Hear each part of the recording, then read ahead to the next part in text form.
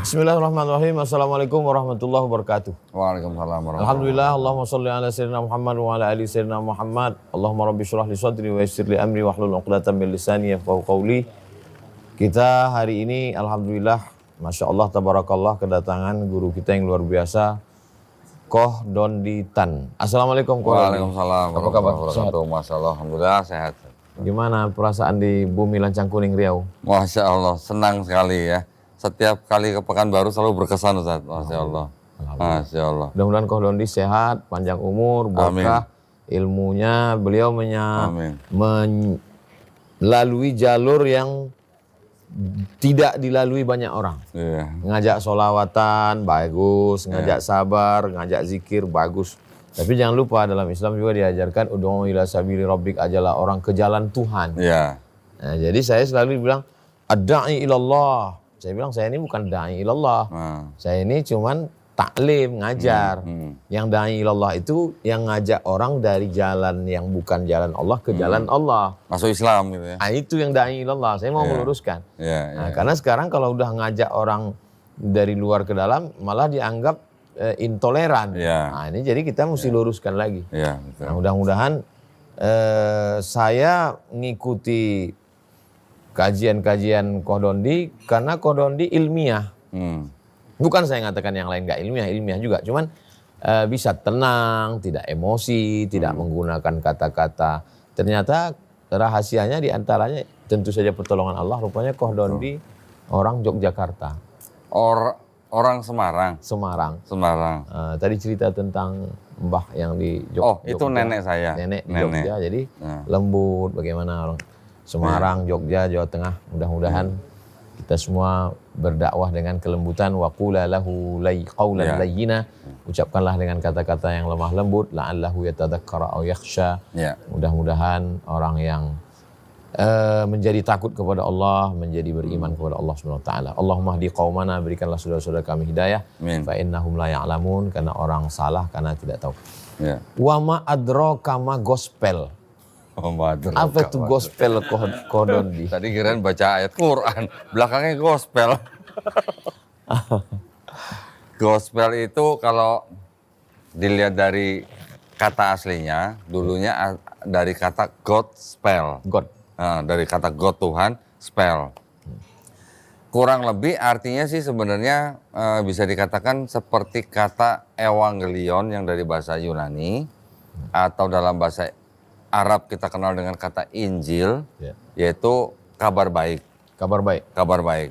Cuman kata itu kan diambil dari bahasa Yunani yang sering dipakai oleh bangsa Romawi, Ustaz. Tetapi dulu, zaman dulu sebelum ada istilahnya yang kita kenal dengan Nabi Isa alaihissalam, bangsa Romawi itu menggunakan kata evangelion atau Injil itu atau gospel itu untuk kabar baik ketika mereka menang perang gitu. Oh, dapat berita menang perang nih. Ya. Evangelion. Ya, evangelion berita baik, kabar mereka menang perang. Tapi belakangan dipakai untuk kabar baik, bisa juga untuk kabar baik kelahiran seorang raja. Julius Caesar disebut evangelion, kabar baik. Kaisar Agustus disebut evangelion. Yesus juga disebut evangelion. Gitu. Umum ya. Kalau disebut gospel itu apakah New Testament, Perjanjian Baru atau New Testament? Perjanjian Baru. Ya. Kalau yang gospel itu khusus untuk Perjanjian Baru atau New Testament. Gitu. Kenapa Perjanjian Lama itu kitab yang dipakai orang Yahudi ya? Perjanjian Lama itu kitabnya orang Yahudi yang dipakai sama orang Kristen. Terus orang Yahudinya nggak marah? Ya marah-marah, tapi jumlahnya kan mereka kalah banyak. Karena akhirnya Kristen ketika mereka tumbuh menjadi agama baru, mereka disokong oleh Kekaisaran Romawi. Nah, ketika sudah ada Kekaisaran Romawi di belakang Kristen, orang Yahudi kan jadi tambah ciut gitu. Jadi Kristen juga tumbuhnya karena memang ada keterlibatan Kekaisaran Romawi dalam hal politik. Politik ya. Karena Kaisar Konstantin pada waktu itu, ketika dia sedang mempertahankan tahtanya, dia menggandeng kalangan gereja atau Kristen untuk mengamankan tahta dia gitu. Nah, supaya apa? Supaya dia tidak mudah digulingkan oleh pesaingnya. Oke. Jadi cari suara juga ternyata gitu, jadi zaman dulu Ustaz. Untuk nyaman ya. Untuk nyaman. Karena Kemudian- zaman dulu kan orang ganti tahta itu kan bisa hanya dengan tusuk pisau mati langsung ganti kaisar. naik. Gitu. Iya, Racun ya. racun. Eh, Kejadian itu ya kitab pertama dalam perjanjian lama. Ya, itu perjanjian lama. Kejadian, kemudian keluaran, segala macam dan seterusnya. Itu kapan ditulis? Dari Kejadian sampai kalau kitabnya orang Yahudi itu dari Kejadian sampai 2 Tawarikh yang disebut dengan Tanakh itu ditulis kira-kira disusun, bukan ditulis saja. Disusun. Disusun kira-kira 450 sebelum Masehi. Sebelum Masehi berarti setelah Nabi Musa berapa jalan? Kira-kira 1000 tahun setelah Nabi Setelah Musa. Nabi Musa. Iya. Sebelum itu di mana orang Yahudi pakai apa?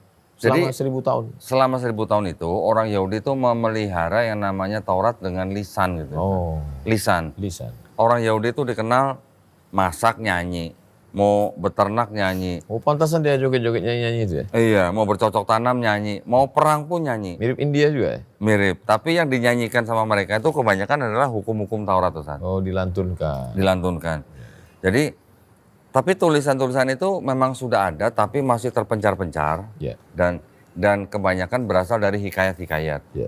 Hikayat-hikayat itu ada yang berpusat kepada Musa, ada hikayat yang berpusat kepada Abraham. Ya. Nah ini hikayat-hikayat ini yang dikumpulkan Ya. oleh orang atau redaktur yang namanya Ezra. Atau kita kenal 1000 dengan tahun setelah Nabi Musa. 1000 tahun setelah Nabi Musa. Ezra yang nyusun. Iya. Kita kenal dengan Nabi Uzair alaihissalam. Uzair. Ya. Jadi kalau kita melihat Nabi Musa alaihissalam ceritanya itu kan yang masuk ke dalam 5 kitab Musa itu Ya. ternyata berasal daripada 4 sumber kisah. Nah, ya, 4 sumber kisah ini terjadi kenapa? Ketika bangsa Israel dibuang ke Babel di Babilonia, Ya. pada zaman itulah bangsa Israel membuat 4 mazhab. Mazhab Yahwis, Elohis, Deuteronomis, dan Priestly. Ini masing-masing punya sumber kisah yang akhirnya masuk ke dalam 5 kitab Musa. Ya. Jadi 4 sumber masuk dalam 5 kitab Musa, makanya banyak cerita yang diulang dan juga banyak cerita yang kontradiksi. Satu Dalam sama lain 5. kontradiktif. Kontradiktif.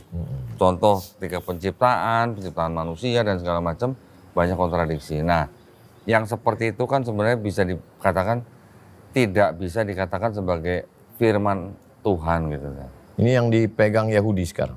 Yang dipegang Yahudi, Apakah ada pengurangan antara yang dipegang Yahudi dengan yang masuk ke dalam Nasrani? Ya. pengurangan tidak. Sama. Cuman urutannya jadi berbeda. Urutannya. Urutan. Susunan. Tapi urutan kalau yang Yahudi dari Kejadian sampai 2 Tawarikh, ketika masuk menjadi Kristen dari Kejadian sampai Maliaki. Kalau yang orang Yahudi bahasanya Bahasa Ibrani. Yahudi sekarang. Yahudi Ibrani. Kalau setelah dipakai Kristen, itu Kristen menggunakan yang dari bahasa Ibrani setelah diterjemahkan ke bahasa Yunani. Yang bahasa Yunani ini diterjemahkan kira-kira tahun 270 sebelum Masehi. Ya. Yang memerintahkan itu Raja Ptolemy II di Mesir, Alexandria. Nah, kenapa diterjemahkan ke bahasa Yunani? Karena di Alexandria itu sudah banyak orang Yahudi yang sudah tidak paham dengan bahasa Ibraninya. Nggak ngerti Ibrani. Karena sudah berada di dalam masa zaman Helenistik. Ya. Setelah Alexander Agung menguasai daerah Lebih Mediterania, mendominasi. Persia sampai ke Mesir, Palestina juga. Kan di Alexandria Mesir itu jadi diberikan dinasti Ptolemy. Ya. Ptolemy ini kan jenderal perangnya Alexander Agung gitu. Ya, Alexander yang akhirnya menjadi dinasti di Mesir. Ya. Gimana ceritanya buku orang Yahudi bisa masuk ke dalam Nasrani? Nah, yang menggunakan buku terjemahan bahasa Yunani ini kan orang-orang Yahudi juga. Iya. Tetapi orang-orang Yahudi yang sedang tinggal atau hidup pada zaman Helenistik Yunani, Ustaz. Iya. Tentu saja yang namanya pengaruh budaya Helenistik itu kan pasti masuk ke dalam sendi-sendi kehidupan mereka. Nanti ada yang akhirnya mempercayai sistem ketuhanan yang berbeda dengan apa yang mereka ketahui dari Taurat. Bahkan orang-orang Yahudi sendiri kan juga ada yang menjadi filsuf Yunani. Sampai akhirnya pemikiran-pemikiran filsuf ini yang menjadi pengaruh bagi orang-orang Yahudi sendiri untuk membuat ajaran baru dari Yudaisme. Jadi Yudaisme ini sebenarnya pecah, Ustaz. Pecah Ya, Yudaisme. pecah Yudaisme ini artinya apa? Yang satu mempertahankan Taurat, Ya. yang satu mengeluarkan ide baru dengan agama Kristen. Jadi yang menciptakan agama Kristen siapa? Ya orang Yahudi juga. Yahudi juga yang. Yahudi juga, tapi orang yang namanya Paulus itu. Apakah sudah ada di zaman Paulus penyatuan antara Perjanjian Lama dengan Perjanjian Baru ini menjadi satu buku yang fix satu? Secara fix belum. Kapan baru nyata? Baru dijadikan satu dengan bukunya atau surat-suratnya Paulus itu di tahun 397 yang terakhir. 397 tahun setelah Masehi. Berarti abad keempat. Akhir abad 4. Setelah masa Nabi Isa. Iya. Baru ada itu buku. Iya, baru jadi satu Perjanjian Lama dan Perjanjian Baru. Berarti sebelum itu apa pegangan? Terpencar-pencar, terpisah-pisah. Mungkin ini megang satu buku kecil ya, gitu. Kitab-kitab surat-surat itu terpencar-pencar. Akhirnya abad keempat barulah jadi satu. Akhir abad 4, 397. Hampir 400 tahun setelah Nabi Isa atau Yesus diangkat. Kalau Perjanjian Baru apa isinya? Perjanjian Baru 27 surat. Ya. 4 surat pertama tuh yang disebut dengan gospel, yang tadi Ustadz bertanya. Terus kemudian ada satu surat namanya Kisah Para Rasul. Ya. Penulis Kisah Para Rasul ini dianggap sama penulisnya dengan kitab gospel yang Lukas. Setelah itu baru surat-surat Paulus. Surat-surat Paulus. Total surat Paulus ini, berkirim surat ke satu kawasan gitu. Iya, ke satu kota. Ya itu. Ya. Kok bisa tulisan dia jadi kitab suci? Itu dia. Jadi pemikiran Paulus yang pada waktu itu boleh dikatakan seperti gagasan baru, Ya. itu yang dipilih oleh bapak-bapak gereja untuk menjadi ajaran baru. Setelah yang dianggap itu adalah pecahan dari Yahudi gitu. ketika buku ini disusun, ketika itu Matius, Markus, Lukas, Yohanes, Paulusnya udah nggak ada. Orangnya? Iya. Sudah nggak ada. Terus disatukanlah tulisan-tulisan mereka ini. Iya. Siapa yang nyatukan? Bapak-bapak gereja, Ustaz. Bapak-bapak gereja yang istilahnya begini. Sebenarnya diinisiasi ketika Konsili Nicea tahun 325 Masehi. Konsili Nicea 325. Konsili Konstantin. Konstantin. Itu kan disponsori oleh Kaisar Konstantin. Ya. Yang mana pada waktu itu sebenarnya Kaisar Konstantin ingin mendapatkan satu kelompok yang homogen. Tapi belum terwujud buku ini. Bukunya belum, tapi sudah mulai dipilih-pilih. Sudah mulai dipilih-pilih.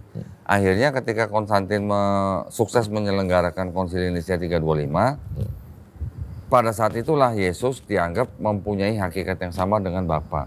Sehingga pada saat itulah baru diresmikan Yesus disebut sebagai Tuhan. 325. 325. Baru itu belum ada Trinitas, Ustaz. belum.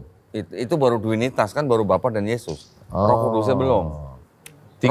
Kita mau telusuri embrionya ini. Ya, itu bahwa 325 baru hanya 2. Iya, masih Yesus dan Bapa. Roh Kudusnya belum dianggap sebagai Tuhan. Oh, belum. Roh Kudusnya baru ditetapkan menjadi Tuhan tahun 381 di Konsili Konstantinopel. Oke. Tahun 381 Masehi barulah itu. Apa urgensi memasukkan Roh Kudus? Boleh dikatakan begini, Ustaz. Sebelum zaman itu sudah banyak orang-orang di kawasan itu Mediterania, dari mulai Sumeria, Babilonia, Persia, India, Mesir, bahkan Eropa, itu orang-orang yang sudah menyembah Tuhan yang triad gitu. Atau dewa yang triad. 3 tapi satu tapi 3. Di Sumeria ada dewa Anu, Enlil, Ea, mewakili langit, bumi, dan laut. Di Persia ada dewa Aharumazda, Mitra, Anahita. Di Babilonia ada dewa Namrus, Tamrus, Semiramis. Di India kita mengenal Brahma, Wisnu, Siwa. Oh, memang 3. Di Mesir ada dewa Osiris, Horus, Isis. Di Eropa ada dewa Matronai, Hekate, dan sebagainya. Walaupun badannya satu tapi mukanya 3. Semuanya 3. Masa kita 2 gitu ya? Nah, ternyata itu berasal dari semacam kayak filsuf ya, Ustaz ya. Jadi produk budaya. Bisa dikatakan begitu. Jadi seorang filsuf Yunani namanya Aristoteles mengatakan dunia sesuai dengan perkataan orang-orang Pitagoras, alam semesta ini dibatasi dengan 3, awal, tengah, akhir. Kami menggunakan hukum itu untuk menyembah dewa-dewa kami. Nah, jadi ada gabungan yang namanya Helenistik Yunani, paganisme Romawi, Platonisme, dan juga sistem kepercayaan triad. Ini semua yang masuk dalam Kristen. Baru masuk abad 4. Masuk abad 4. Jadi Matius, Markus, Lukas, Yohanes, Paulus nggak pernah cerita Trinitas. Nggak pernah. Terus kalau Tidak ada kata Trinitas. Kalau orang sekarang cerita Trinitas, gimana dalilnya? Dalilnya itu ada di surat 1 Yohanes pasal 5 ayat 7. Yang mengatakan bahwa ada yang saksi di sorga, Bapa, Firman, dan Roh Kudus, dan ketiganya satu. Ini 3 pribadi. Tapi ternyata ayat ini adalah ayat tambahan yang dilakukan di abad 16. Sebelum abad 16 tidak ada ayat ini. Bisa sisipan gitu. Jadi kata-katanya disisipkan gitu. Kalau bahasa Riau disisipkan apa Ustaz? Ya, dicantolkan. Oh, dicantolkan. Jadi itu sebenarnya awalnya sebuah catatan di pinggir halaman. Catatan itu bisa jadi pemikiran agama orang penyalin atau pemikiran agama dari bapak gerejanya. Pemikiran agama itu yang akhirnya dimasukkan menjadi ayat. Yang tadinya bukan ayat dijadikan ayat. Gitu. Oke, kita mundur ke belakang. Gimana ceritanya Matius, Markus, Lukas, Yohanes meyakini bahwa Nabi Isa anak Tuhan? Kalau sebutan anak Tuhan itu memang sudah menjadi istilahnya sebutan dari orang-orang Yahudi. Orang Yahudi sudah biasa menyebut orang-orang soleh dengan sebutan anak Tuhan. Oh, Yahudi pun nyebut begitu? Iya, jadi contoh misalnya, bahkan satu bangsa sendiri, satu bangsa Israel. Bangsa itu anak Tuhan? Iya, bangsa itu disebut anak Tuhan. Apa yang mereka maksudkan dengan anak Tuhan? Yang namanya anak Tuhan bisa jadi itu bangsa pilihan, atau juga orang yang soleh gitu. Orang baik. Orang baik, disebut anak Tuhan. Yesus disebut anak Tuhan, sebenarnya kalau buat orang Yahudi, sebenarnya tidak jauh dari sebutan orang soleh gitu sebenarnya. Cuman ini bangsa Yahudi punya istilah sendiri anak Tuhannya. Bangsa Yunani juga punya istilah anak Tuhan. Tapi kata Tuhan dan kata dewa kan sebenarnya sama. Enggak. Yang Yunani mengetahui anak Tuhan itu sebagai anak dewa yang paling tinggi. Ada Dionysus, ada Helen, ada Merkuri dan sebagainya. Sistem itu mereka punya, ini ada Yahudi. Ini yang dijadikan satu di dalam Kristen. Kombinasi. Jadi untuk Yesusnya disebut anak Allah atau anak Tuhan itu ada hubungannya juga dengan sistem kepercayaan yang ada di daerah itu gitu. Yunani, Romawi. Oke, Matius, Markus, Yohanes, Lukas menggunakan istilah itu karena sudah membudaya penggunaan itu. Lalu kemudian pada abad yang keempat, kenapa dimasukkan Trinitas? Karena memang budaya saat itu semuanya triad, bahwa Tuhan itu 3. Betul. Artinya 3 tapi 1. Artinya bahwa budaya bisa mengintervensi. Mengintervensi agama, bisa masuk budaya menyusup menjadi agama. Betul. Dan akidahnya orang Kristen ini berevolusi tidak sebentar, Ustaz. Kalau tadi ada Konsili Nisia 325 Masehi, yang kedua Konsili Konstantinopel 381 Masehi, yang keempat ada Konsili Efesus tahun 431 Masehi. Di situ dinyatakan bahwa Maria itu adalah Theotokos, bunda penghantar Tuhan ke bumi. Diadakan konsili ini karena ada sebagian orang Kristen yang menyembah Maria sebagai Tuhan. Bahkan kelompok ini malah adanya di Arab Saudi, namanya Koliridianisme, dianggap sesat oleh gereja yang berkuasa pada saat itu. Karena menganggap menyembah Maria sebagai Tuhan. Makanya dibantah di Quran surat Al-Maidah 116. Al-Takunta linnasi, apakah engkau yang mengatakan bahwa engkau dan ibumu adalah Tuhan? Betul. Yang keempat, mereka bikin konsili di kota Kalsedon tahun 451 Masehi, menentukan bahwa Yesus itu punya sifat ganda. Sifat ganda itu duinatur, atau apa ya, sepenuhnya manusia, sepenuhnya Tuhan. Ini yang menjadi perpecahan ada gereja timur. Gereja timur. Yang kemudian ada yang aliran Nestorian. Setelah itu ada konsili lagi tahun 553 di Konstantinopel, disebut konsili Konstantinopel kedua. Ini menyatakan bagaimana memisahkan sifat ganda Yesus tanpa meninggalkan Kristus. Nah, mulai pusing Ustadz. Dia manusia tanpa meninggalkan ke bapaknya. Bagaimana memisahkan sifat ganda Yesus tanpa meninggalkan Kristusnya gitu. Bikin lagi konsili di Konstantinopel tahun 687. Yang buat ini raja-rajanya? Iya, raja-raja yang di daerah situ, Ustaz. Terus raja dengan ustadz-ustadznya Iya, ngumpul. pemuka gimana? agamanya. Gimana kalau kita edit nih gitu? Jadi mereka merumuskan bagaimana akidahnya itu. Tahun 687 dibuat lagi konsili di Konstantinopel, yaitu Konstantinopel ketiga. Yeah. Yesus itu punya satu kehendak atau dua kehendak. Coba, itu dipikirkan sama Bapak Gereja. Karena dia manusia juga, Tuhan juga Tuhan gitu. juga. Karena sudah terlanjur mengangkat Yesus sebagai Tuhan. Hybrid.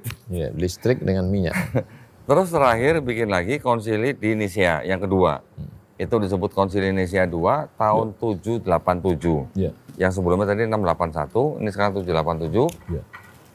Bagaimana menyembah Yesus sebagai ikon gitu kan. Nah, jadi ketika Kristen tumbuh, pahamnya atau alirannya juga berbeda-beda. Pertama tumbuh aliran Kristen yang disebut dengan doketisme. Doketisme itu aliran Kristen yang mengambil Yesus itu hanya perwujudan Tuhan di bumi. Ini kalah dengan kelompok Kristen yang separatisme. Separatisme bilang Yesus sebelum dibaptis itu belum Tuhan. Tapi ketika dia disalib, yang diangkat itu Kristusnya bukan Yesusnya. Ini makanya disebut kelompok separatisme, memisahkan antara Yesus dan Pemikiran ini dari mana datangnya? Ya dari orang-orang yang sudah terbiasa dengan sistem kepercayaan yang dari orang-orang yang seperti tadi yang teriak dan segala macam. Yang dari Yunani juga pengaruhnya besar. Berkreasi ya. Jadi mereka menggunakan apa ya kayak semacam filosofi. Ya. Filsafat. Kemudian timbul gerakan Kristen yang menamakan dirinya modalisme. Modalisme itu bisa dikatakan seperti peran. Di kantor peran sebagai direktur, di rumah sebagai suami, rumah tangga sebagai jenderal, sebagai di lingkungan sebagai RT gitu misalnya. Multi talent. Nah, jadi ada bapak dan anak gitu. Akhirnya peran yang modalisme ini pecah menjadi monarkianisme dan sabellianisme. Ini yang mengatakan bahwa yang Yesus adalah Bapa adalah Yesus satu pribadi, bukan tiga pribadi. Baru terakhir kalah oleh kalangan yang Trinitarianisme. Ini yang mayoritas? Yang mayoritas sekarang. Trinitarianisme ini yang mengatakan Bapa satu pribadi, Yesus satu pribadi, Roh Kudus satu pribadi, tapi bukan tiga Tuhan, tapi satu Tuhan. Bapa Maha Kuasa, Yesus Maha Kuasa, Roh Kudus Maha Kuasa, tapi bukan tiga Maha Kuasa, tapi satu Maha Kuasa. Iya. Yang pusing-pusing tuh, bisa minum bodrek gitu. Minum kopi dulu, Oh iya, minum kopi dulu. Baru kita nyambung, bukan kita ya, saya baru nyambung. Yang video, mohon maaf saudara kita Nasrani di Yahudi, di Israel, diludahi oleh orang Yahudi. Kan kita mestinya kalau buku kita diambil orang kita bangga kan? Iya. Kitab Yahudi diambil dalam kitab suci, tapi malah ketika orang Nasrani datang dia ngeludah, mukul kepala, marah. Iya. Karena ajaran dia berbeda. Beda. Dan kemudian ada juga video ketika orang Yahudi, dia malah sholat di masjid. Tempat orang Islam. Iya. Kenapa dia nggak sholat? Padahal secara ini kan lebih dekat. Begini, Zan. Kalau untuk berbicara tentang kitab Taurat, orang Yahudi masih mau ngomong dengan orang Kristen. Tapi kalau orang Yahudi suruh sholat di gereja, mereka nggak mau.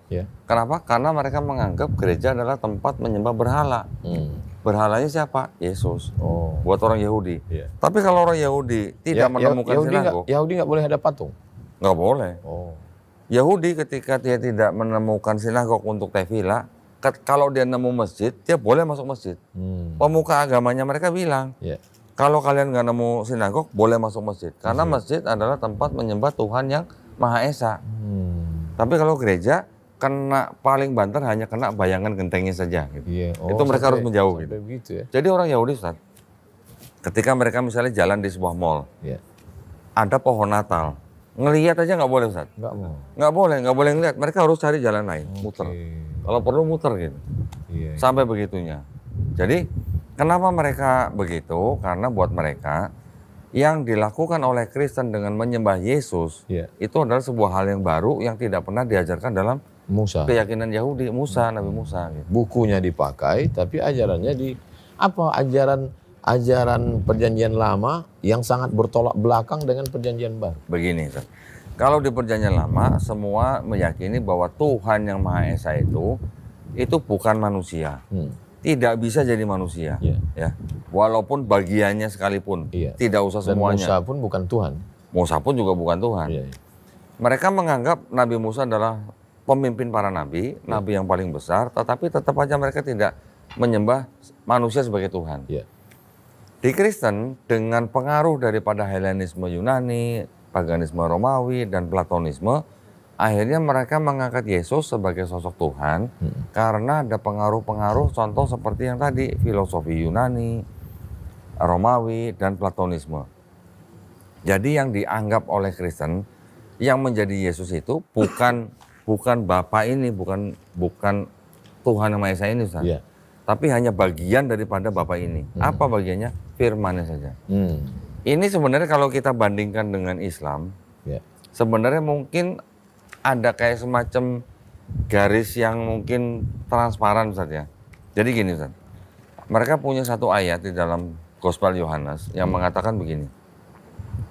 Pada mulanya adalah firman. Awalnya firman. Ya, pada mulanya adalah firman. Ya. Firman itu bersama-sama dengan Allah, tulisan. Ada firman, ada Allah. Iya. Dua. Jadi pada mulanya adalah firman, firman itu bersama-sama dengan Allah, Ya. dan firman itu adalah Allah.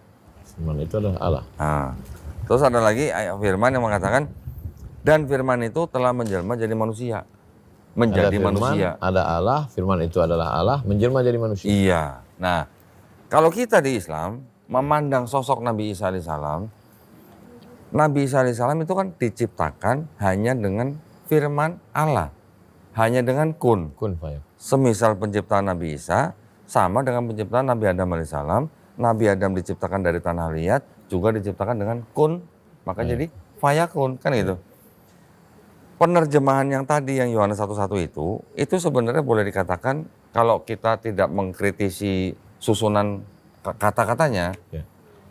berarti di situ sebenarnya bisa juga diartikan Tuhan itu menggunakan firman-Nya menciptakan Yesus atau Tuhan Nabi Isa. berfirman. Tuhan Maka berfirman. jadilah makhluk bernama Isa. Ini kalau kita mau cari titik Iya, iya. temunya gitu saja. Tapi karena dipengaruhi Helenisme, kemudian paganisme dan Platonisme.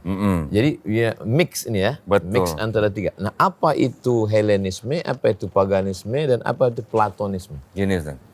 Helenisme itu diambil dari nama Dewi Helen. Ya. Kalau di sistem kepercayaan Helenisme itu ada dewa yang paling tinggi namanya Dewa Zeus. Dewa Zeus ini dewa yang boleh dikatakan apa ya? Celamitan gitu. Ustaz. Ya. Dikit-dikit menghamili siapa gitu. Ya, ya. Menghamili Dewi siapa punya anak Dewi Helen. Ya. Menghamili siapa punya anak misalnya Hermes. Ya. Punya anak Hermes. Ya. Hermes sekarang jadi merek tas. Terus jadi branded. Zeus. Menghamili manusia bernama Danae, perempuan, punya anak Perseus. Ya. Menghamili perempuan lain Hercules. punya anak namanya Hercules.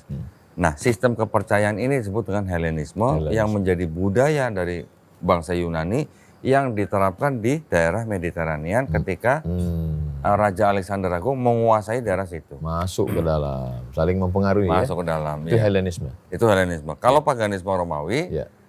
mereka punya dewa yang namanya Dewa Jupiter. Ya. Tapi tidak seperti Zeus, tidak anaknya tidak sebanyak Dewa Zeus. Punya anak namanya Merkuri contoh misalnya. Nah, putra-putra Jupiter ini oleh orang Romawi juga dianggap sebagai Tuhan. Jadi orang Yunani, orang Romawi percaya bahwa ada dewa yang supreme, ada dewa yang di bawahnya rendah, di bawahnya lebih rendah, terus kemudian bisa punya anak dari manusia. Mereka juga setengah manusia, setengah dewa. Jadi buat mereka manusia yang lahir dari dewa otomatis dia punya kelebihan dari manusia yang biasa. Ya. Itu Helenisme, paganisme, dan Platonisme. Platonisme. Platonisme ini adalah penerus daripada filosofi Yunani. Ya. Ya, yang tadi saya sebutkan ada Aristoteles, nanti ada Socrates, ada Plato, ada Philo dan sebagainya. Itu yang mereka menggunakan tadi yang Ustaz tanya. Ada apa namanya semacam kayak pemikiran-pemikiran. Contoh ada kata logos. Logos itu adalah firman. Ya. Firman itu yang dikatakan sebagai pikiran daripada seseorang yang menjelma menjadi sesuatu yang dianggap nyata gitu. Itu yang diadopsi oleh Kristen. Dari logos berubah menjadi Manusia. menjadi gitu. manusia. Gitu, Ustaz. Oke, 3. Helenisme, paganisme, Platonisme. Platonisme. Dari mana tiga tadi tidak menyentuh dari mana pemikiran bahwa ada anak Tuhan yang menebus, menjadi penebus. Oke. Kalau itu tadi konsep ketuhanannya. Ya. Kalau Ustadz sudah mulai bilang menebus atau penebusan dosa, ini berarti konsep keselamatannya nih. Oh. Nah, konsep keselamatan ini berasal dari orang yang bernama Paulus, Ustadz. Paulus ini yang mengajarkan ada yang namanya dosa waris. Berarti pemikiran ini tua ya? Tua. Karena dari awal. Iya. Iya. Pemikiran penebusan dosa ini berasal dari Paulus yang memunculkan gagasan baru yang berbeda dengan gagasan Yesus. Iya. Kalau Yesus meneruskan hukum Taurat. Iya. Tapi kalau Paulus menimbulkan gagasan baru bahwa manusia ini punya dosa waris. Dari mana dosa waris? Dari Hawa. Gitu. Makanya setiap keturunan manusia sudah diwarisi dengan dosa. Manusia yang berdosa yang upahnya maut itu tidak bisa bersatu lagi dengan Tuhan. Iya. Makanya Tuhan harus turun menjadi manusia, mengutus Yesus, mengutus firman-Nya untuk menebus dosa manusia. Jadi gimana dengan manusia yang lahir Sebelumnya. sebelum anak Tuhan? Ya. Ketika untuk ditanyakan itu yang manusia sebelum Yesus, nanti mereka akan punya akidah baru lagi bahwa Yesus matinya itu menebus dosa semua manusia. Oh, yang sebelum juga. Dari yang sebelum Dirapel, sampai yang dirapel. nanti. Semuanya begitu, dirapel. Iya. Cuman gini Ustaz. Nah, ini sekarang saya sedang menulis buku baru nih Ustaz ya. Di dalam 4 gospel diceritakan bahwa ada ayat yang berbunyi begini, Yohanes 3 ayat 16. Karena begitu besar kasih Allah kepada dunia ini, maka dikaruniakanlah anak yang tunggal, supaya barang siapa percaya kepada anaknya ini akan memperoleh hidup yang kekal. Ini ada ayat begini. Terus kemudian diceritakan lagi bahwa Yesus setelah dia ditangkap, itu ditangkap karena muridnya yang bernama Yudas Iskariot berkhianat. Tetapi sebelum Yudas berkhianat, Yudas dibisiki oleh iblis. Ada ayatnya Ustaz. Jadi iblis membisiki Yudas, Yudas menyerahkan Yesus ke imam Yahudi, imam Yahudi menyerahkan Yesus ke gubernur Pontius Pilatus. Baru setelah ada proses nego dengan imam Yahudi, akhirnya Pontius Pilatus bersedia menyalibkan Yesus, yang menyalibkan Yesus tentara Romawi. Nah, sedangkan Paulus punya konsep, Yesus yang mati di atas kayu salib itu menebus dosa manusia. Tapi ada cerita, Yesus dikhianati muridnya, kemudian muridnya ini dibisikin oleh iblis dan sebagainya, sampai akhirnya disalib dan akhirnya bangkit dari ketiga diangkat. Ini cerita di dalam Bible. Pertanyaan kita kan bisa begini, berarti kalau begitu, yang menginginkan Yesus mati di atas kayu salib untuk menebus dosa manusia ini siapa? Apakah tentara Romawi yang nyalib Yesus? Sepertinya bukan, karena dia disuruh oleh gubernur. Bisikan iblis. Gubernur tadinya juga tidak mau menghukum Yesus, Ustaz. Karena dia tidak menemukan kesalahan pada diri Yesus. Dia hanya mengikuti tuntutan para imam Yahudi. Imam Yahudi menuntut Yesus ke Pontius Pilatus karena mereka merasa terancam dengan kedudukan mereka, dan juga Yesus menyebut mereka adalah orang-orang munafik. Tetapi di balik itu ada Yudas yang menyerahkan Yesus ke imam Yahudi. Yudas yang menyerahkan Yesus ke imam Yahudi ini dibisiki oleh iblis sebelumnya. Berarti sebenarnya yang ingin Yesus mati di atas kayu salib ini siapa sebenarnya? Iblis kah, Yudas kah, imam Yahudi kah, Pilatus atau tentara Romawi gitu.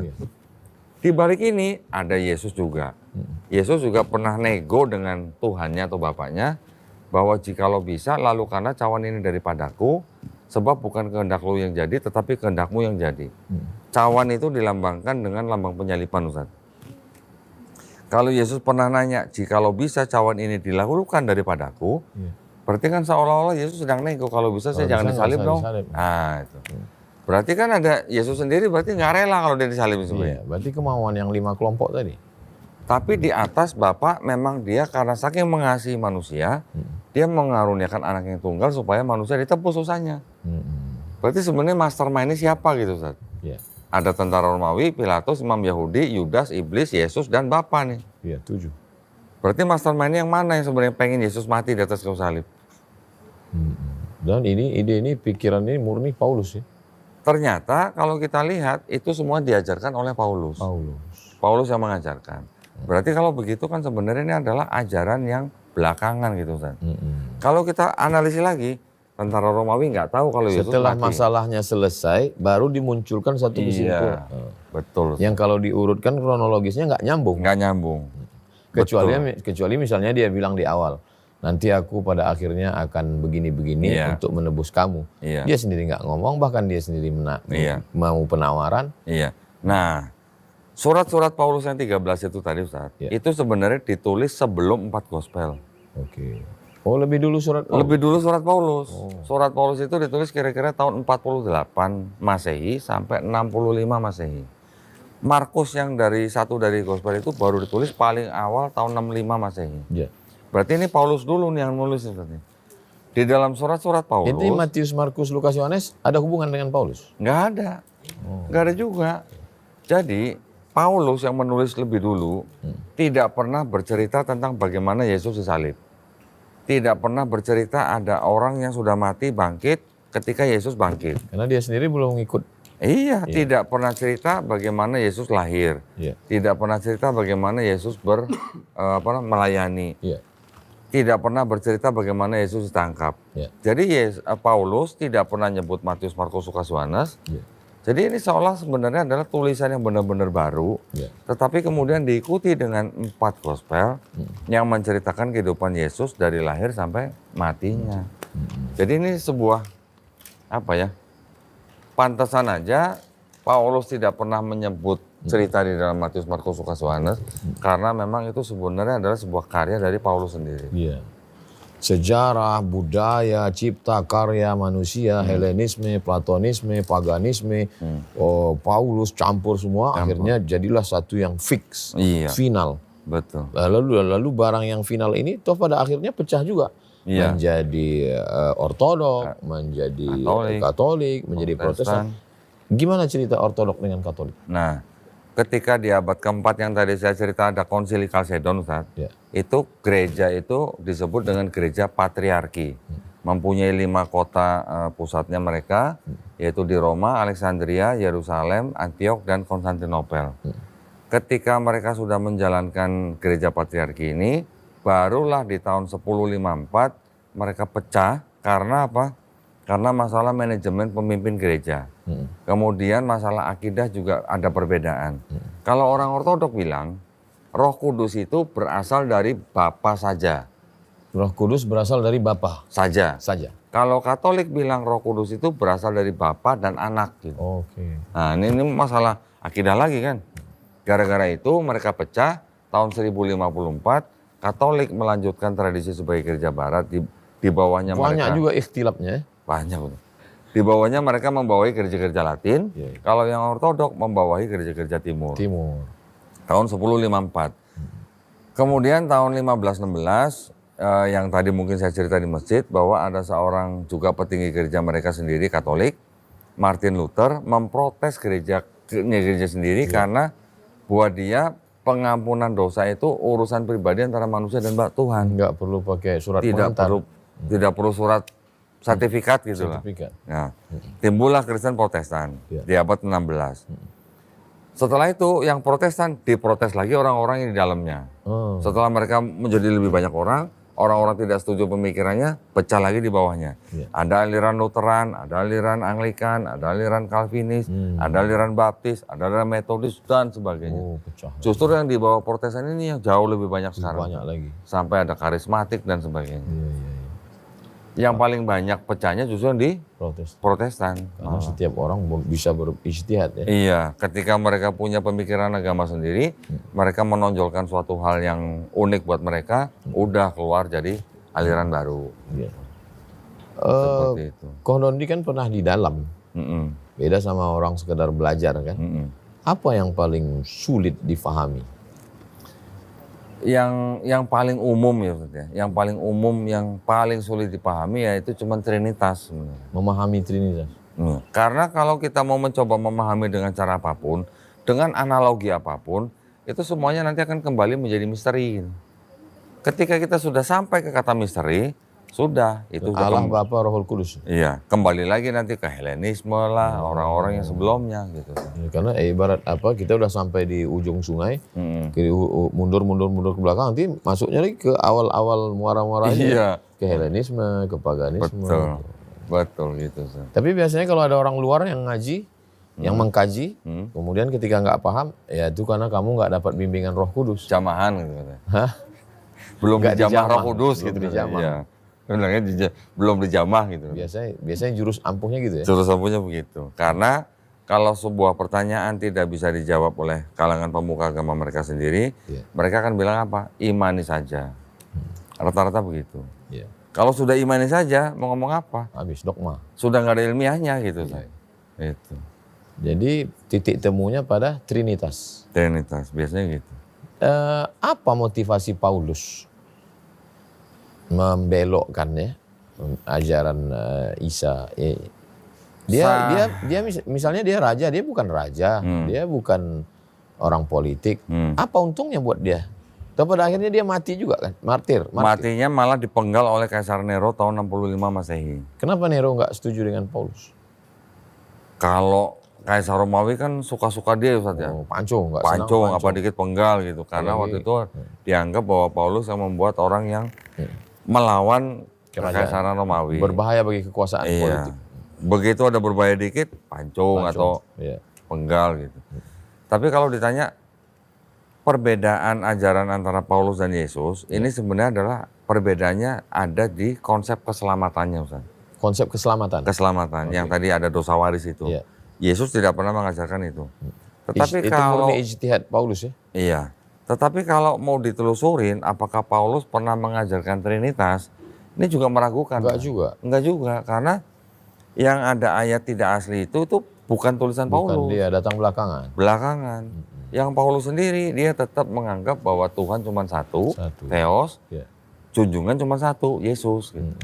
Cuman diterjemahkan dalam bahasa Indonesia menjadi Tuhan yang junjungan itu.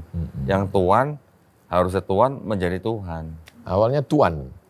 Kurios, Ustaz. Kurios itu sebenarnya kalau dalam bahasa Yunani. Theos Bapa. Theos itu Allah. Diterjemahkan sama orang Kristen Indonesia. Kurios itu sebenarnya junjungan atau Gusti dalam bahasa Jawanya.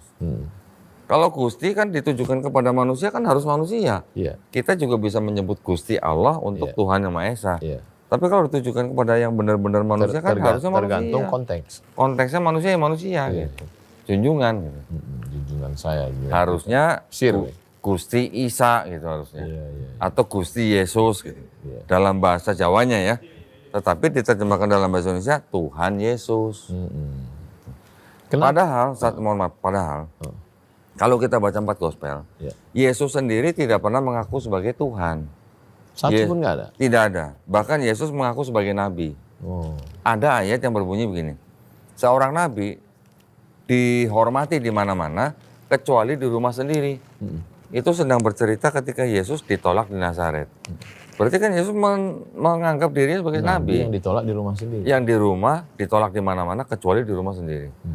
Terus kemudian ada ayat semua orang menyebut Yesus inilah Nabi Yesus. Itu Matius 21 ayat 11. Berarti orang yang hidup pada zaman itu menganggap dia sebagai nabi. Menganggap dia sebagai nabi. Yang tidak diakui Yahudi.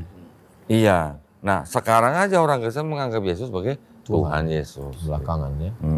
Apa motivasi kristenisasi sehingga begitu ngotot ingin mengajak orang? Ya kalau itu kan sudah menjadi ideologi Ustaz ya. Bahwa setiap orang harus diselamatkan.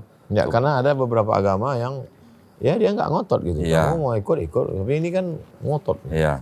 Makanya saya bilang satu. Mereka tetap punya ideologi bahwa setiap manusia harus diselamatkan. Pertama. Yang kedua.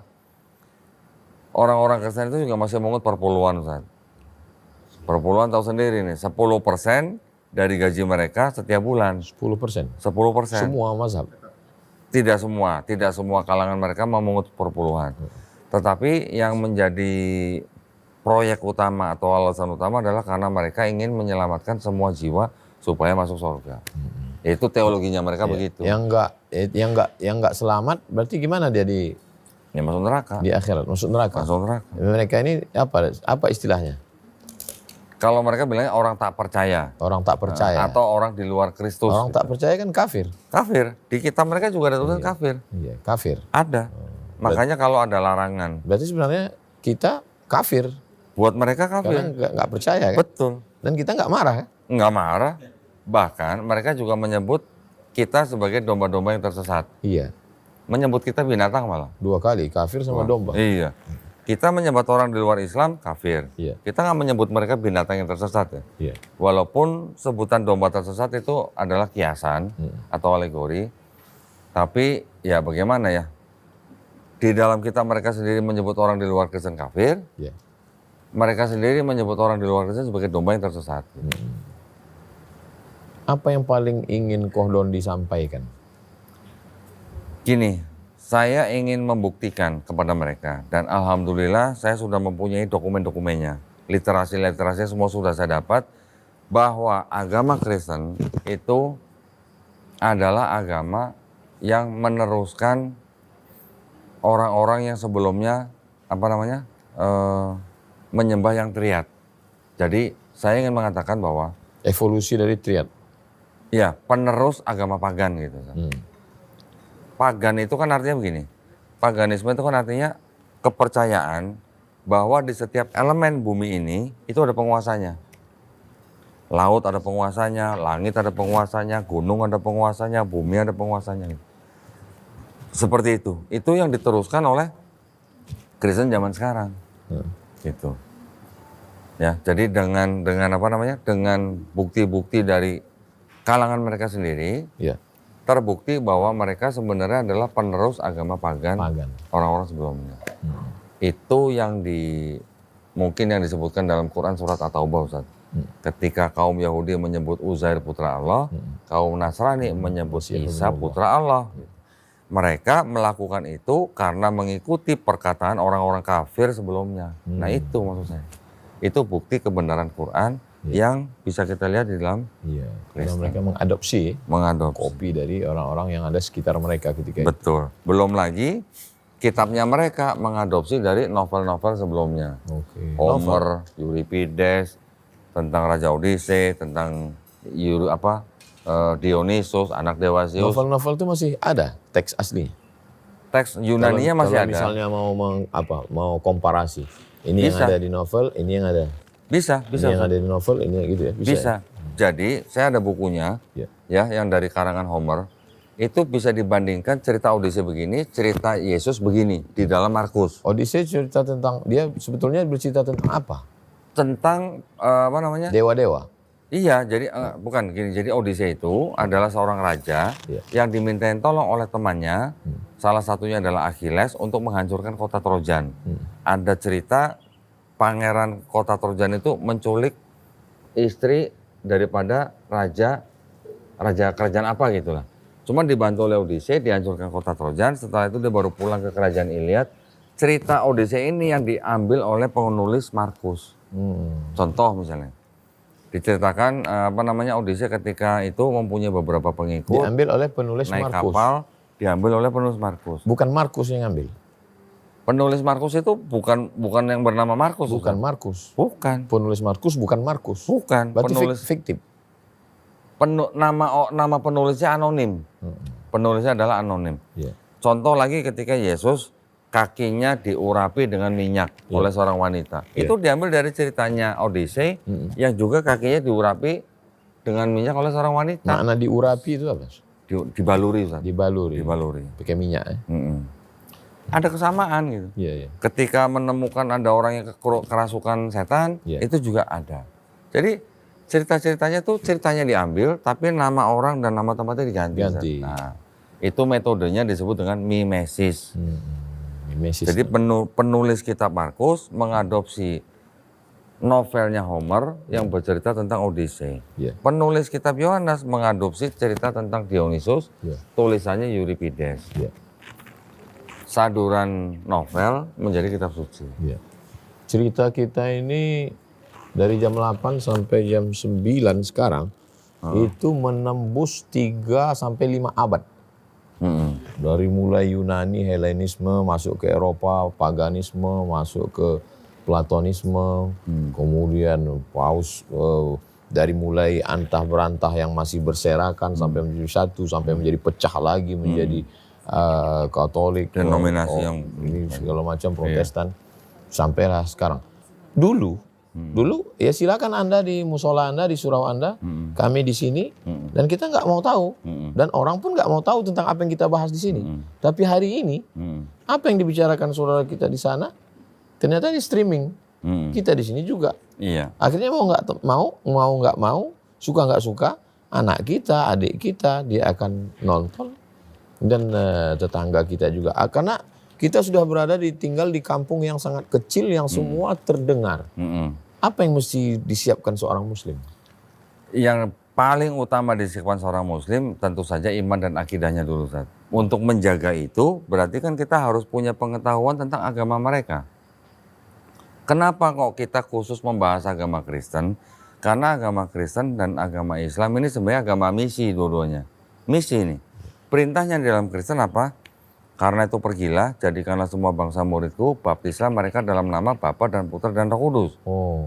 Perintahnya begitu, Matius 28 dan 19. Walaupun ayat itu juga tidak asli, Ustaz. Ya. Semalam saya nggak minta tolong Ustaz bacain. Nanti ada yang nanya perasaan lagi. Islam juga agama misi, agama yang diperintahkan kepada kita untuk menyampaikan walaupun hanya satu ayat. Tetapi kan ada bedanya.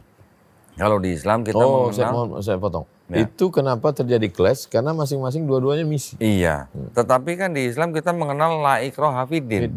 Kita juga mengenal lakum dinukum waliyadin. Kalau mereka kan baptislah. Kalau belum dibaptis kan berarti belum selesai urusannya, Ustaz. Nah itu maksud bedanya di situ. Jadi mereka memang sangat gencar melakukan proses kristenisasi. Tapi kalau kita ngerti, paham, ketika datang orang misalnya, aku mau baptis kau, aku udah mandi wajib, kan? Karena kita udah paham kan? Iya. Lebih sering aku mandi lagi, gitu kan? Betul. Jadi maksud saya, sesuatu kalau kita nggak tahu, kita jadi emosi kan? Betul. Tapi kalau misalnya kita temanan, kan? Kok kayaknya belum dibaptis? Aku tiap hari mandi wajib. Pengantin baru lebih sering baptis, gitu kan?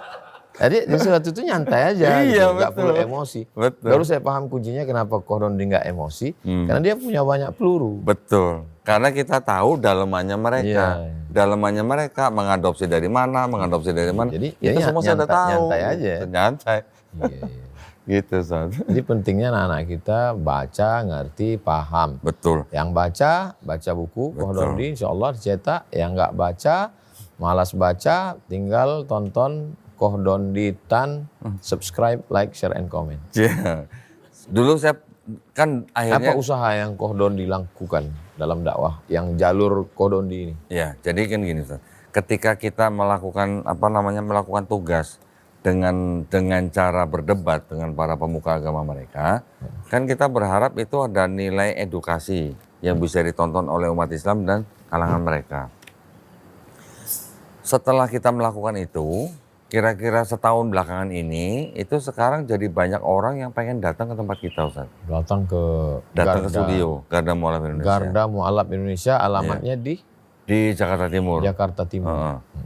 Ketika mereka datang, yang kalangan Kristen, itu mereka penasaran dengan apa yang kita perdebatkan gitu. Sampai pendeta kemarin datang ya? Betul, jadi mereka sampai bingung, kenapa kok Kohdondi bisa punya bukti-bukti yang sebanyak itu gitu. Bukunya kok ada ya? Iya. Jadi mereka datang menanyakan agama mereka sendiri, itu banyak kejadian yang lucu gitu, Ustaz. Lucunya begini, mereka mengaku sebagai Kristen dari kecil, tetapi ketika saya bacakan Yesus begini, kaget. Mereka kaget. Oh iya juga ya, kenapa mereka ternyata baru tahu orang Islam itu yang dilakukan Yesus dalam kitab mereka gitu. Contoh Yesus disunat, Yesus puasa, Yesus nggak makan babi, Yesus sholatnya sujud, Yesus dikafani dan sebagainya. Yesus disunat. Yesus nggak makan babi. Yesus dikafani. Yesus puasa. Sholatnya sujud. Akikah. Baptis. Berarti Muslim. Baru. Nah, maksud saya gini, Ustaz. Kalau Nabi Muhammad SAW diperintahkan sujud di Quran surat Al-Hajj ayat 77, dia disebut Muslim. Berarti Yesus sampai Abraham yang semuanya sujud doanya, Berarti Muslim juga bukan? Iya. Maksud saya gitu. Sama semua, linear. Iya. Kok ini tiba-tiba belok? Nah itu dia. Iya. Itu dia maksud saya. Jadi ketika ada tamu yang menanyakan begitu, yang saya tanya, kamu mengikut Yesus atau kamu pengikut Paulus? Oh. Saya bisa tunjukin ayat-ayatnya. Dua. Kami Muslim nih, kami yang mengikuti Yesus. Tapi di tempat kita ada juga yang gitu. Ikut Nabi Muhammad apa ikut Imam Asy'ari gitu. Itu Ustaz Alnab. Oh gitu ya? Masya Allah. Oke, kita fokus ke sini. Karena saya kok nengok beliau nggak fokus. Ke Kodondi kan dengan Garda Mu'alaf ngundang. Iya. Mereka nggak mau datang. Mengundang siapa maksudnya? Debat, ngundang debat. Kita sudah sering mengajak debat. Nggak mau. Sekarang tahun ini saya belum dapat lawan debat. Kenapa kira-kira? Mungkin mereka menonton video saya kalau saya punya dokumen-dokumen itu yang saya tunjukkan. Punya kartunya ya. Jadi gini Ustaz, pernah belum lama ada seorang anak muda. Atau karena cincinnya 2. Ada seorang anak muda Ustaz. Iya. Dia setahun yang lalu dia menonton video saya. Iya. Terus dia ngaku dia panas, tapi sama ibunya akhirnya disuruh masuk ikut program pendalaman Alkitab di gerejanya. Oh. Program itu namanya CD. Ya. Dengan CD itu diharapkan orang yang ikut lebih mengenal kitabnya, lebih menguatkan imannya. Ya. CD itu programnya kira-kira 6 bulan. Setelah selesai 6 bulan, dikatakan bahwa dia bisa bertanya apa saja dengan pendetanya. Tapi ketika dia bertanya, dia merasa bilang apa? Nggak nyambung. Pendetanya jawabannya kurang memuaskan gitu. Setelah selesai CD, si anak ini malah datang ke tempat saya, Ustaz. Betul. Berarti dia nonton? Nonton. Iya. Saya tanya, kamu apa namanya? Gimana tahu kita? Saya udah nonton Om Dondi, udah dari tahun lalu gitu. Terus waktu kamu pertama nonton saya gimana? HP saya banting gitu. Oh, marah ya. Jadi dia nonton di handphone, HP-nya dia dibanting. Tetapi setelah dia selesai CD, malah dia langsung ke tempat saya, dia bertanya apa yang dia tanyakan ke pendeta dan pendeta kamu jawab. Setelah saya jawab dengan kitab mereka sendiri, ketemu. Anak itu ada masuk Islam, Iya. dan berani ditanyakan di YouTube. Padahal orang tuanya polisi, Ustaz. Allah. Ketika videonya tayang, orang tuanya juga ikut komen. Tapi ya, saya juga nggak ngerti ya, artinya anak ini berani gitu ya. Iya. Setelah pendetanya ngelihat anak ini masuk Islam di tempat saya, pendetanya baru marah sama anak itu. Kenapa kamu nggak nanya saya? Anak itu bilang, saya udah nanya. Kenapa Pak Pendeta nggak jawab saya? Lebih mantap ini. Nah, terus setelah itu, pendetanya marah-marah, saya bilang kalau gitu ajakin aja pendeta ketemu saya. Katanya pendeta tuh mau katanya, mau. Ya sudah, minta surat, saya kirim surat. Tapi setelah saya kirim surat tantangan debat, 2 minggu nggak ada jawaban. Sampai sekarang nggak ada jawaban. Nah, jadi ya kita juga nggak mau maksa kan Ustaz ya. Iya. Seorang pendeta di NTT namanya pendeta Mel Atok. Video saya malah diputar di gereja dia. Iya. Terus dia juga menanggapi maksudnya supaya apa jemaat dia tahu bahwa omongan saya salah menurut iman mereka. Iya. Kemudian kita ada apa saling reaction di video. Kemudian akhirnya saya tantang dia debat. Dia bilang saya sibuk, saya punya waktu nanti bulan Juni tahun 2025. Oke, saya tunggu. Juli kita hubungin, dia memberikan tanggal. Oke, 29 Agustus kita debat. Iya. 29 Agustus karena kita menjanjikan kita yang membayari semua, fasilitasi semua. Saya kirimlah draft surat perjanjian dong. Kalau dia nggak datang, saya udah bayar hotel, siapa yang rugi kan? Iya. Ketika dikasih draft perjanjian, akhirnya dia malah mundur. Oh, mundur. Nggak jadi debat katanya, nggak boleh sama Dewan Gereja. Oh, katanya. dilarang. Ya sudah kan kita nggak boleh paksa Ustaz ya? Nggak boleh. Nggak boleh. La ikraha fil debat. Kalau mereka nggak berani kita paksa kan takutnya kenapa-napa gitu. Iya, ada apa-apa, jantungan. Jadi maksud saya ya sudah kalau mereka nggak mau, saya hanya berharap bahwa orang-orang atau umat Islam yang menonton video kita atau menonton video saya, mudah-mudahan mereka terjaga iman dan akidahnya dari upaya-upaya pendangkalan akidah dan pemurtatan. Karena upaya mereka juga dilakukan di medsos, Ustaz. Ya, medsos tajam sekali. Medsos itu memang cukup berbahaya. Kodondi menyiapkan kader untuk counter di medsos. Insya Allah kita ada, tetapi ya walaupun tidak tidak masif gitu, tapi tetap kita ada upaya ke situ. Tetap ya. Kemudian yang saudara-saudara kita yang udah masuk Islam dibimbing di Garda Mu'alaf. Ada kajian khusus untuk Mu'alaf. Iya, jadi setiap 2 bulan sekali kita undang mereka untuk ada kajian khusus. Nomor handphone?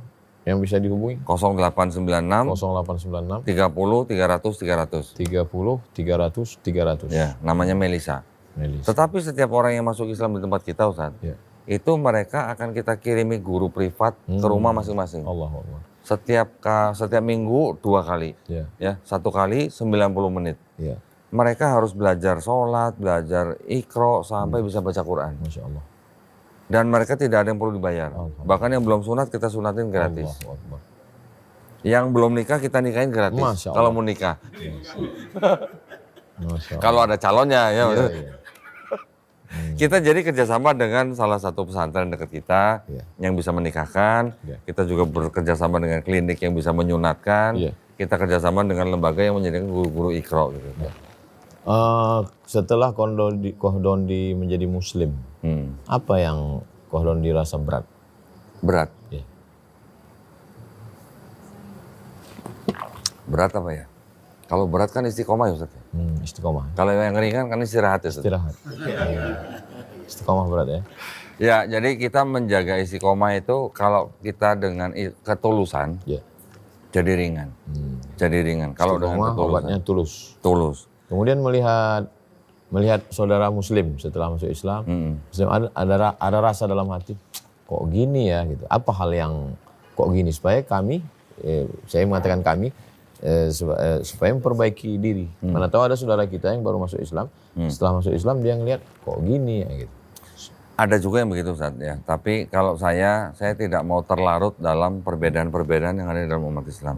Saya yakin itu lebih cocok ditangani oleh ahlinya seperti Tuan Guru Ustaz Abdul Somad.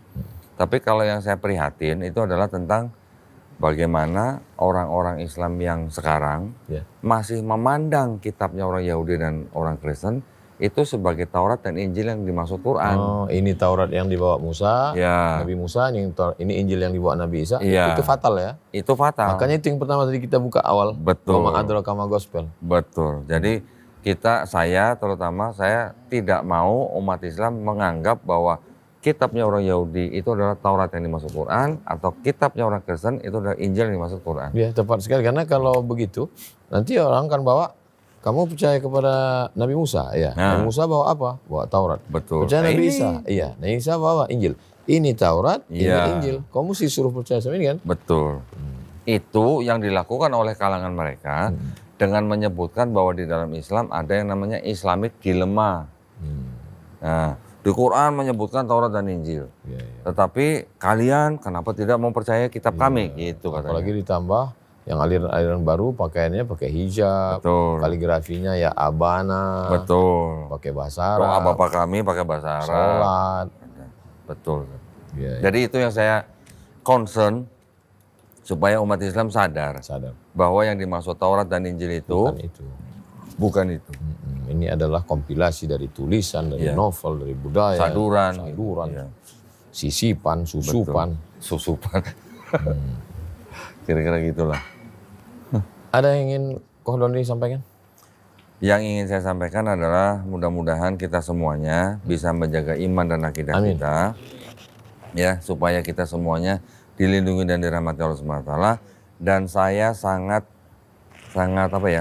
terkesan dengan ayat Quran, Robana amana bima angsalta watabana rasulah faktubna ma'asyahidin. Itu sebenarnya adalah pernyataan daripada Hawariyun ya. Iya. Supaya mereka menjadi orang-orang yang beriman kepada Rasul dengan apa yang sudah diturunkan Allah Subhanahu wa taala kepadanya dan juga menjadi saksi keesaan Allah Subhanahu wa taala. Itu yang ingin saya berikan pesan buat umat Islam pada umumnya. Masya Allah. Sangat bermanfaat. Man lam yashkurin nas, siapa yang tidak berterima kasih pada manusia, lam yashkurillah, tidak bersyukur kepada Allah.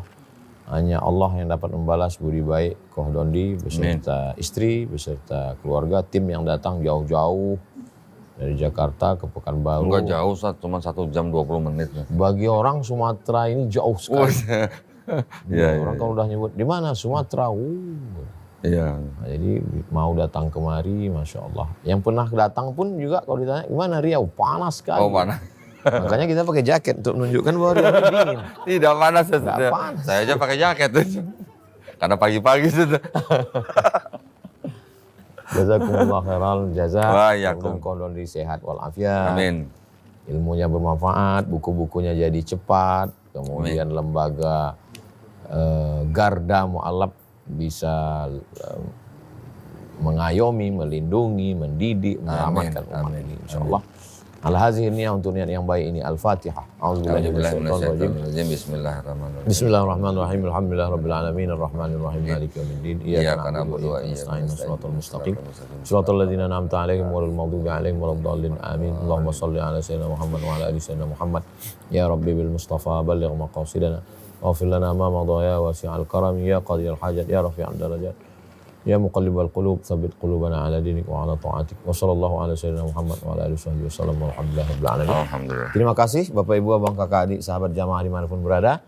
Ngaji terus, ngaji ikhlas, ngaji sabar, ngaji tawakal, bagus. Ngaji fikih, sholat, zakat, puasa, taharah, haji, bagus. Tapi jangan lupa ngaji juga tentang akidah yang kuat dan siapkan benteng ketika diserang orang lain dengan ikuti kajian-kajian guru kita Koh Don Ditan di channel Koh Don Ditan. Jangan lupa subscribe, like, share, and comment. Barakallahu fikum. Wassalamualaikum warahmatullahi wabarakatuh. Waalaikumsalam warahmatullahi wabarakatuh. Masya Allah. Alhamdulillah. Terima kasih banyak.